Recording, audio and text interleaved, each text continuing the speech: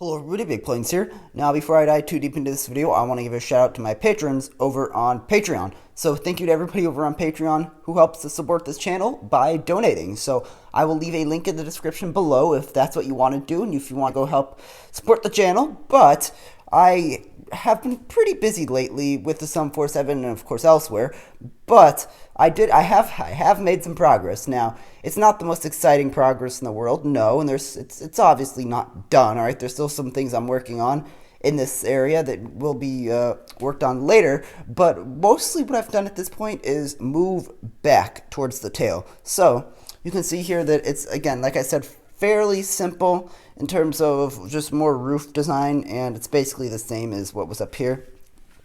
And I've started work on the underside. But you're probably wondering, okay, big deal, this isn't that much work, why is it taking so long? But this is incredibly important. What I'm working on right here is incredibly important. Not only does it have to look good, but right here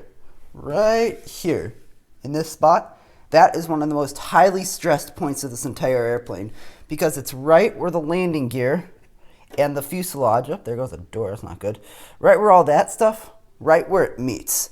So all the stress from the tail and all the stress going on up here comes right here to a point. And that's also right where the wing carry-through structure meets in the back. So a lot of stress goes through this point right here. So I have to really beef that up and really make sure that it's strong and it's able to actually hold the weight, because if you guys remember the last Sum 47, I know a lot of you probably do, it had some pretty serious warping issues, and I'm trying to avoid that with this one. And so far, I am happy to report that we really haven't seen any warping issues, which is fantastic, because this thing is built a lot more solid than the last 747. If you recall, the last one had some pretty severe bending issues with the wings and with the fuselage. But yeah, I'll try to get you some better angles up here just to demonstrate to you that no, it is not warping. Again, is it perfect? No, but we're doing pretty good. So, like I said, I will be hoping in the next few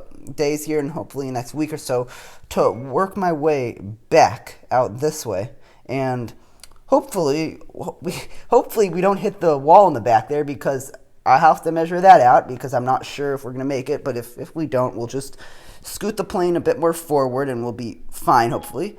But, and there goes my iPad over there randomly while talking to me. But yeah, that's what I'm hoping to do there. And hopefully, I already talked about this before, but hopefully it's not tail heavy, because the last one, I keep referencing the old Sum 47 here, but there's a reason I'm doing that, because it was a good example of what to avoid with this one. But the last one was very tail heavy, and I'm pretty sure that had something to do with the nose not being proportional, because on the last one the nose was too short, and so obviously it tipped on its tail. This one, the nose is actually proportional, so it's the correct length and pretty much correct, and the landing gear is in the right spot. The weight distribution on the landing gear is much more accurate as well. I'm going to try to get you a better angle here.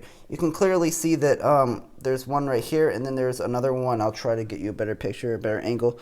There's two sets of landing gear, and on the last 747, this set right here held all the weight. The fuselage set didn't hold any weight, and that was because that was needed to be able to keep these wings from sagging, because the last one did have a wing box, right?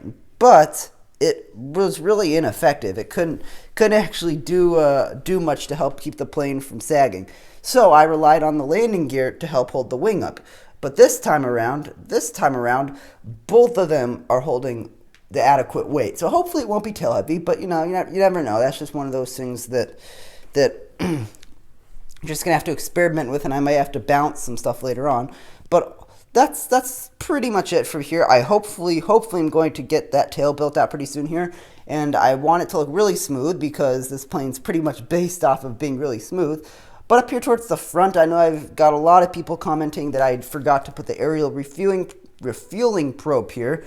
I am still looking into ways of doing that, because as you can see, these are all curve slopes, so attaching something like the probe to a curved slope means I would have to remove these, and it would start looking kind of weird, but we'll figure it out, don't worry. And I also put some stickers on the windshield up here at the front, so it actually looks a bit more a bit more accurate to what the real one would have looked like. And down here at the very side here, whoa, right there, you can see that I was able to install the pitot tubes, and those were fun to install. I do have them on most of my planes, but I felt like that would add an extra bit of realism to it.